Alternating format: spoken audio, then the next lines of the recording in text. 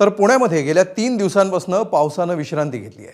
धरणातली आवक त्यामुळे थांबलेली आहे आणि सध्या पुण्यामध्ये 57.52% पाणीसाठा आहे। गेल्या वर्षी आजच्या दिवशी हाच साठा होता 71.31% इतका। पुण्याच्या 4 धरणांमध्ये सध्या 16.77 टीएमसी पाणी आहे। हवामान प्रणाली कमकुवत झाल्यामुळे पावसानं सध्या विश्रांती घेतली आहे। घाटमाथ्यावर 500 मिलीमीटरवरून पाऊस थेट शून्यावर आला आहे।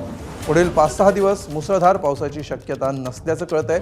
गेल्या आठवडाभर पुणे शहर, घाटमाथा आणि कोकणामध्ये मुसळधार बरसलेल्या पावसानं गेल्या 2 ते 3 दिवसांपासून अचानक विश्रांती घेतली आहे। काही दिवसांपूर्वी घाटमाथ्यावरील अनेक ठिकाणी 500 ते 600 मिलीमीटर पावसाची नोंद झाली होती। मात्र गेल्या 24 तासात या भागातील बहुतांश भागांमध्ये पावसाची नोंद थेट शून्यावर आली आहे। ही परिस्थिती अनपेक्षित नाही। विविध हवामान प्रणाली कमकुवत झाल्यामुळे पावसाचा जोर कमी झालाय। भारतीय हवामान शास्त्र विभागाने हे स्पष्ट केलंय। पुणे जिल्ह्यातील घाट परिसरामध्ये शुक्रवारी सकाळी 8 ते शनिवारी सकाळी 8 या 24 तासात केवळ शिरगावमध्ये 10 मिलीमीटर, भेरा 12, दवडी 10, पोफई 12 आणि ताम्हिणीमध्ये 12 मिलीमीटर पावसाची नोंद झाली। याआधी सलग 4 ते 5 दिवस घाट परिसरामध्ये अनेक ठिकाणी अतिवृष्टी झाली।